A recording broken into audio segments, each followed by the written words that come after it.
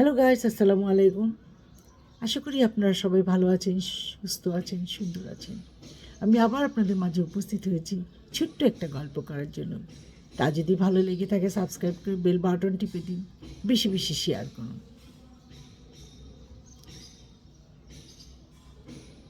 একটা কাজের বুয়া আমি রেখেছিলাম। সেই বুয়াটা এত ভালো ব্যবহার করতো, এত কিছু করতো, আমি বুঝতেই পারিনি।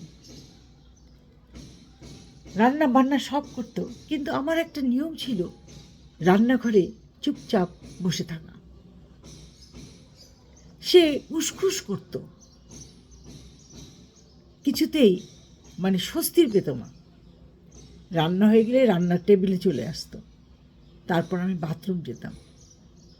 সেদিনও আমি বাথরুম যাচ্ছিলাম, হঠাৎ কি মনে করে টেবিলের কাছে আসতে দেখি বুয়া মাছের তরকারির মধ্যে একটা প্যাকেটে কি যেন গুড়ি গুড়ি ছিল, সেগুলা মিশিয়ে দিচ্ছে। দাঁড়িয়ে থেকে বললাম, তুমি এগুলো কি মিশালে? বলে, না, কই কই কিছু মিশালে নেই তো। আমি যে, মিশালে মানে? তোমার হাতে তো কাগজটা এখনও আছে। সে আমার দিকে এমনভাবে তাকালো, মনে হলো সে আমাকে এখনই খেয়ে ফেলবে। আমি আর কথা না বাড়িয়ে চলে গেলাম। মোবাইলে আমার সাহেবকে ডাকলাম, আমার বাসার ভাবিদের ডাকলাম। সবাই চলে আসলো। দরজা খুলে দিয়ে বললাম, এই বাটির মধ্যে সে কি যেন মিশিয়েছে। সঙ্গে সঙ্গে বুয়াকে ধরে আনলো। কিছুতেই বুয়া স্বীকার করে না। তখন ভাবি করলো কি, ওখান থেকে এক চামচ ঝোল নিয়ে বুয়ার মুখে এত চেপে ধরলো, কিছুতেই তার মুখে না দিতে পেরে সে তখন চিৎকার দিয়ে উঠলো, ওখানে বিষ আছে, বিষ বিষ বিষ। কেন?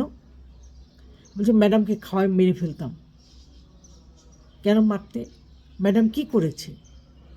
ম্যাডাম খালি রান্নাঘরে এসে বসে থাকে, আমি রাঁধতে কষ্ট লাগে, তাই ভাবছিলাম ম্যাডামকে খাওয়ায় মেরে ফেলব। আমার সাহেব ক্ষিপ্ত হয়ে উঠছে।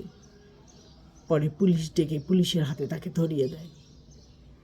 এরকম কিছু কাজের বুয়া থাকে যারা ম্যাডামদেরকে মেরে ফেলে ঘরের জিনিস চুরি ডাকাতি করে নিয়ে চলে যায়।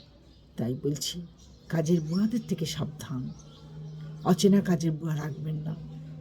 সব সময় মনে রাখবেন, তারা আপনাদের চেয়েও শক্তিশালী। আজ এই পর্যন্ত। ভালো থাকেন, সুস্থ থাকেন, সুন্দর থাকেন। আল্লাহ হাফেজ।